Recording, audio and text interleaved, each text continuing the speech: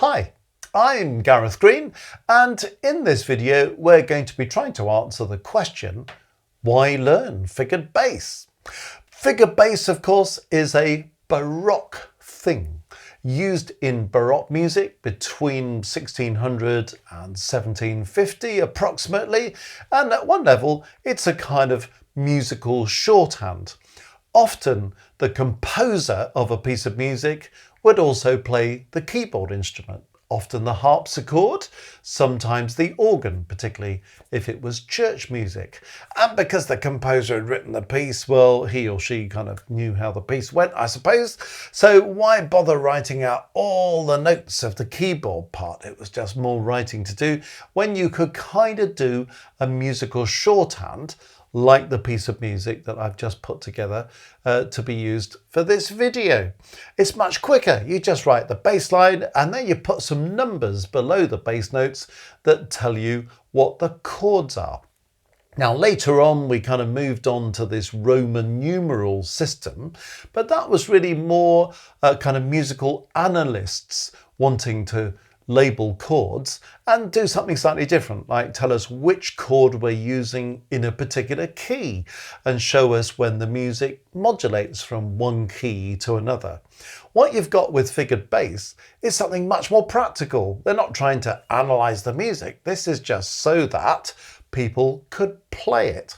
And if you understand the figured bass and you are a keyboard player, it's great fun actually to play figured bass from the original. Just look at the bass line, look at the numbers and work out how you want to organize the chords and ultimately how you can kind of embellish those chords a bit and make the music sound quite stylish and exciting. But let's start at a slightly more basic level and see if we can understand how all this works. And also so that even if you're not a keyboard player, but you may be somebody who's involved in Baroque music a bit, at least you can understand what the figured bass is telling you, which might be quite a useful thing to know about. I think the other thing about figured bass is that it helps us to think in terms of chords as intervals above a bass note. We tend to think of chords in a Roman numeral system, 1, 2, 3, 4, 5, 6, 7. We think of them as triads and how those chords are kind of laid out. Or we think of chords kind of lead sheet style, it's a chord of C or an F7 chord or something. But actually figured bass is helping us to think about, well, what are the notes of the chords in terms of intervals above the bass? So it's another very useful way of thinking about chords. And my little theory on all of this stuff, for what it's worth, is if you can read your chords from Roman numerals and you can read your chords in terms of lead sheet presentation and you can read your chords in terms of figured bass, actually that's the best way to really get a grip on reading chords. So once you start thinking that way, it doesn't even matter if you're not a keyboard player or even if you're not into Baroque music, it's a third way of understanding chords so that you become really fluent in them. Anyway, brief explanation of how this figured bass system works, because you'll notice just looking at this piece of music that sometimes we've got numbers and sometimes we've got nothing at all. It's just kind of blank. So when we see a blank, what do? Just play the bass note? No, because figured bass also uses a kind of shorthand system. The basic figured bass system is dead straightforward. If we look at this first note, C, and say we had the numbers 5, 3 under that. All that's telling me is play the fifth note above C and the third note above C all as a chord. So I play C in the chord, a fifth above it is G, a third above it is E. Now then, we might know that as chord 1 in the key of C, or we might simply know it as a chord of C. Once you've got your basic triad, where you don't have to play it like that, you can say, well, those are the notes of the chord. And even though I must have C at the bottom, because that's what the music's telling me, I can organize this C, E, G in any way I want to, and in any number of parts. I could just say, well, I'm just going to play 2 Cs. and the E and the G are implied. Or I could say I'll play those two Cs and I'll put an E in there because I don't necessarily have to play the G, or maybe somebody else is playing the G. Or I could put all the notes of the chord in, or I could space it in some other way. You get the point. So as long as I'm using C, E and G in some kind of formation, and I'm using the written C as the lowest note of the chord, well, I'm away. Okay, now if we put numbers under every single note, as a player, you'd go a bit kind of cross-eyed, wouldn't you? Just looking at numbers coming at you all over the place. And that's why we've got into this very ingenious system of abbreviations, and we'll come back to those in a minute. But let's just go through what's going on. In figured bass, any 5/3 chord is always a root position chord. So that's what we've just been looking at, isn't it? We've been thinking about C in the bass with 3 and 5 above it. Well, that's a C major chord in its root position. Any 6/3 chord is a first inversion chord. Okay, let's have a little think about what that might mean. Okay, so instead of having C in the bass, say I've got E in the bass. Okay, so if I put 6/3 above E, well, a 6 above E is C, and 3 above E is G. Oh, so it's still a C major chord, isn't it? But now it's in first inversion. Okay, if I have 6/4, a 6/4 chord is always in second inversion. Let's have a little think about that. So say I've got G in the bass and I put 6 and 4 above it. Well, there's G, 6 above it is E, 4 above is C. Oh, it's C major again, but this time it's in second inversion. So any 5/3 chord is a root position, any 6/3 chord is a first inversion, any 6/4 chord is a second inversion. Now, I think that's quite useful generally to think, actually, in terms of intervals above a bass note, a 5th and a 3rd, always root position. A 6th and a 3rd, always first inversion. A 6th and a 4th, always second inversion. So even if you're not the blindest bit interested in figured bass, Baroque music, playing a keyboard instrument, actually this is all still quite useful, isn't it? Because it's making you think, ah, yeah, absolutely.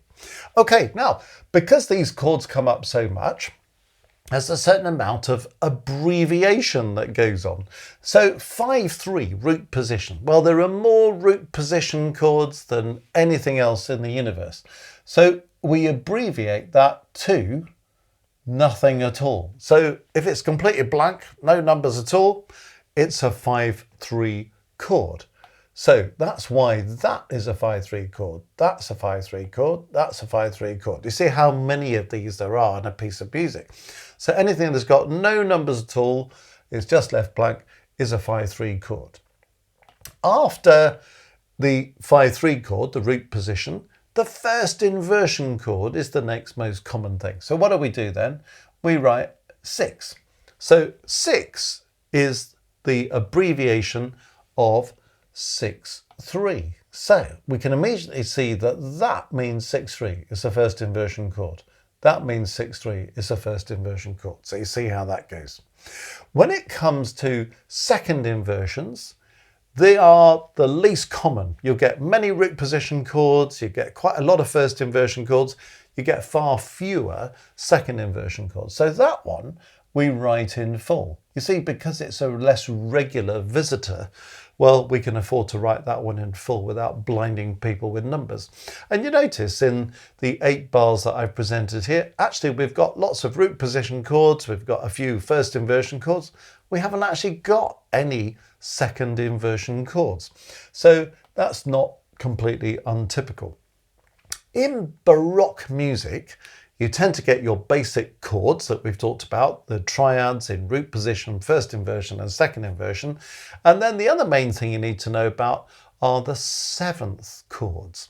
So if you have a 7th, a dominant 7th or a supertonic 7th or something, well, you'll find that that works out as 7, 5, 3. Let's think about that for a moment. Say I've got G in the bass, I'm in the key of C, and I see 7, 5, 3. Well, there's G, 3 above that is B, 5 above that is D, and 7 above that is F. So that is a 7th chord. It could be any 7th, but it's a 7th chord in root position. And guess what? It comes with an abbreviation. Its abbreviation is 7. Now, why do I do that? There's logic in this. 5, 3, we leave blank, don't we? So 7, 5, 3 is kind of 7 blank. Much easier just to see 7 and think, that's a 7, 5, 3, than to look at 3 numbers, 7, 5, 3, you know, it's like trying to memorize phone numbers or something, you know, you haven't got time to do it in a hurry, have you? So that's what a 7, 5, 3 does. It's always a 7th chord in root position, and you just abbreviate it by writing a 7. So you can see we've got an example of that here, haven't we? We've got D in the bass. So you take that D, you think 3 is F, 5 is A, C is 7. So that's a supertonic 7th in C major, or a 2/7, or a D minor 7, whichever way you want to think about it. Okay, well, let's now think about what happens with the inversion of these 7th chords. Okay, so what happens if I want to write a 7th chord in first inversion? Now then, what does that work out? You can probably work out the numbers just by thinking this through, but it works out as 6, 5, 3. What's the abbreviation for 6, 5, 3? 6, 5. Okay, there's a kind of logic in it, isn't there?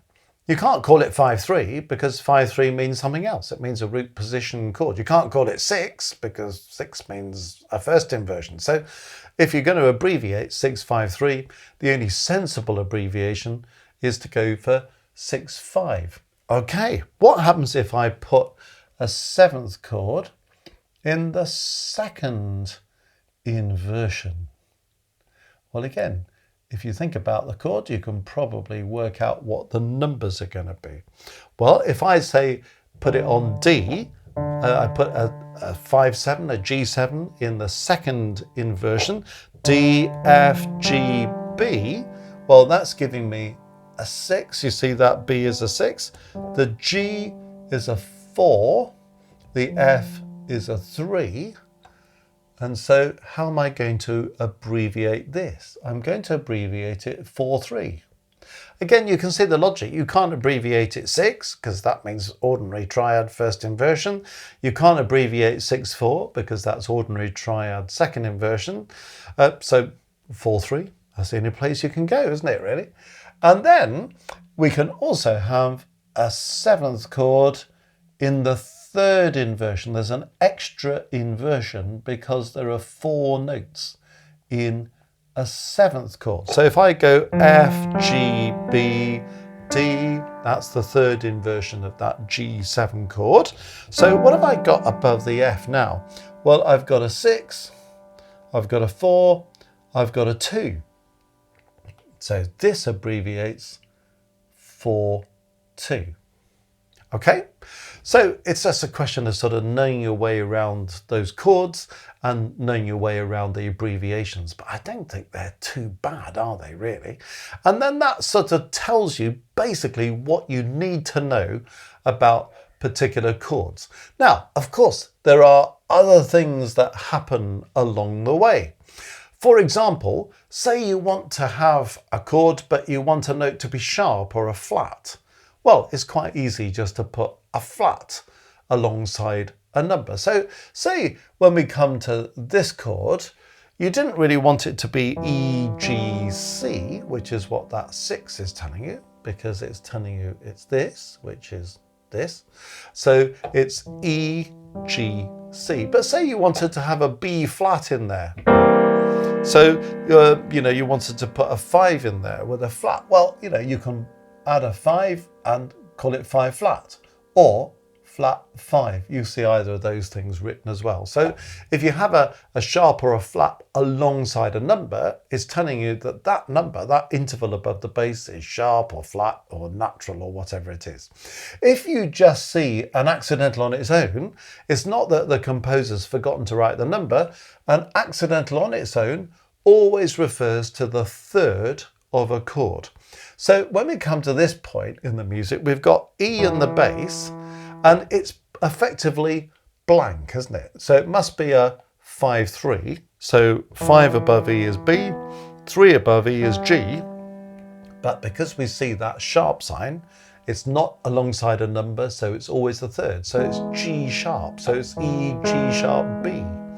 And that's particularly useful when the music changes key, which is what's happening here. So there are things like that going on. You sometimes find things like suspensions going on. So what about this? 4-3. Often suspensions are indicated by a little dash as well. And it's just saying in one of the parts, we're going to go 4 above that written G to 3 above the written G. The fact that the bass jumps an octave doesn't matter, they're still both Gs. So that's what we call a suspension.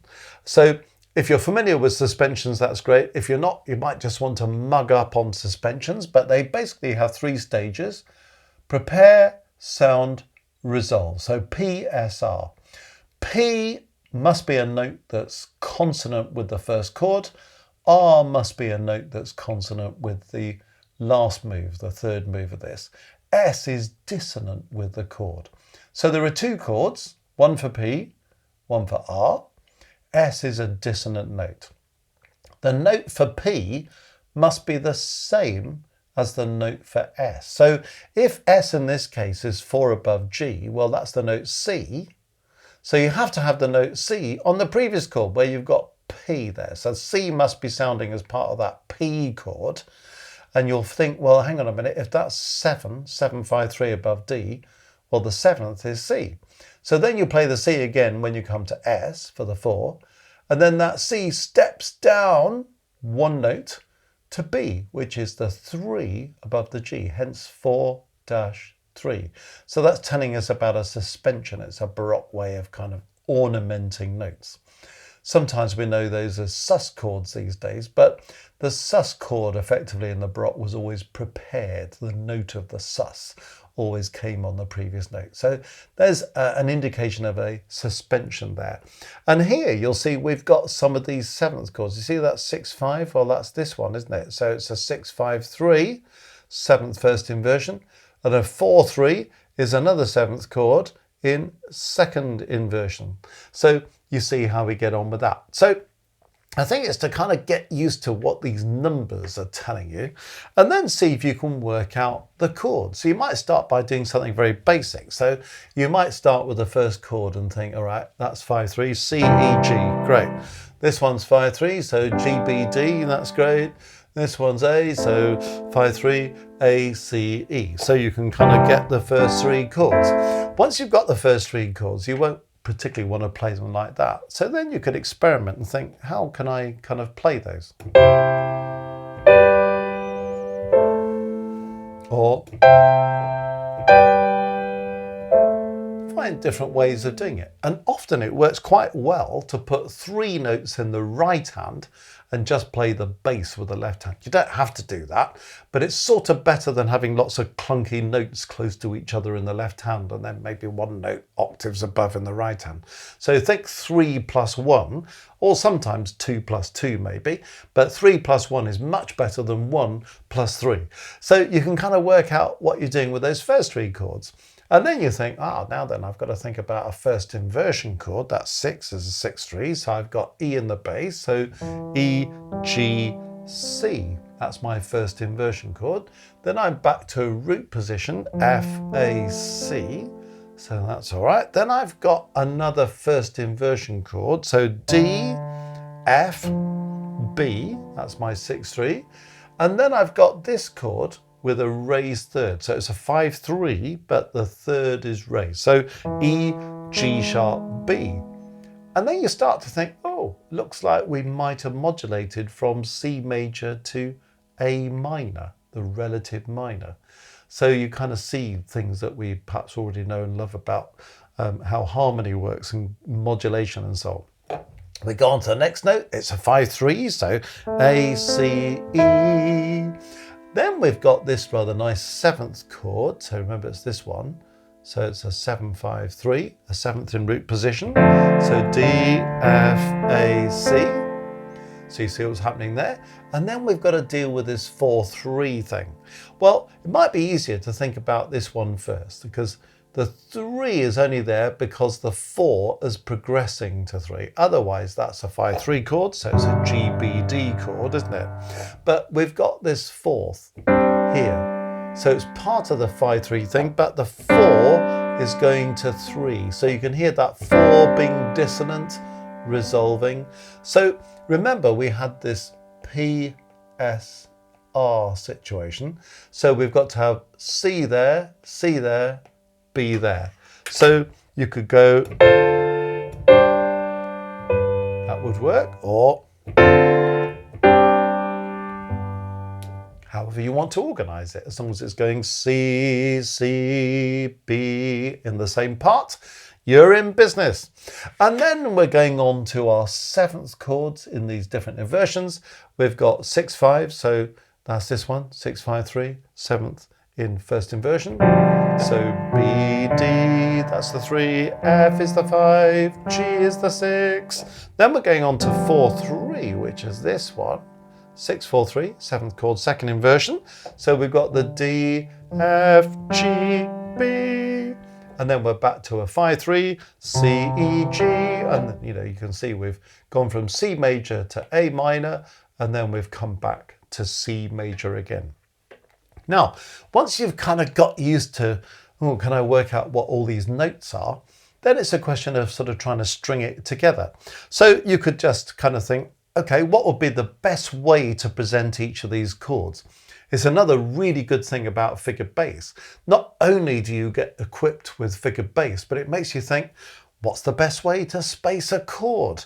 And can I get a feel for how many parts would be good to use, or what the texture might be? And that's kind of useful in all sorts of musical endeavor, isn't it? Improvisation, composing, and all the rest of it. And just seeing how composers lay out chords in a score. So if we start trying to put this together, then let's work through this piece of music. We've got 5/3, 5/3, 5/3, 6/3, 5/3, 6/3, 5/3 with a raised third, 5/3, 7/5/3, a 4/3 suspension, 6/5/3, 6/4/3, 5/3. That gives me the chords. And so then you're sort of trying to think, okay, is my right hand leaping all over the place? I mean, you don't particularly want to do this. Or something like this, because we're leaping all over the landscape then, aren't we? So it's kind of thinking, are there common notes? In other words, is there a note in this chord that also comes in the next chord? Can I keep that in the same part? Can I keep parts moving by step as I go from one chord to the next? So it doesn't sound too disconnected. Then, of course, you can embellish it a little bit. You can use passing notes, neighbor tones. You can use auxiliary notes, passing tones, all these things. So, I mean, anything that's going to decorate the whole thing a little bit.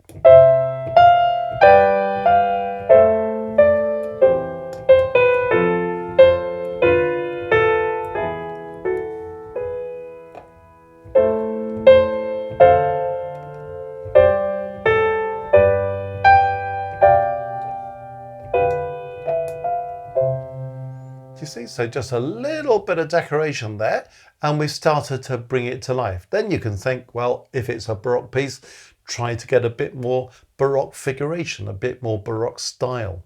One thing I've always loved about playing figured bass in Baroque pieces is that normally, you're playing in some kind of orchestra or playing with a choir or something. You can see other things going on in the score and hear other things going on. And maybe you've got an oboe melody that comes to an end and then there's nothing much happening, but you're playing a chord and you can kind of echo the end of the oboe melody in the way you decorate the chord. So things like this, or kind of preempt the start of the next phrase. So you can kind of join things together a bit. And then you think, I bet Handel or Bach or whoever wrote this did this kind of thing when they were realizing, as we use that word, realizing, the figured bass.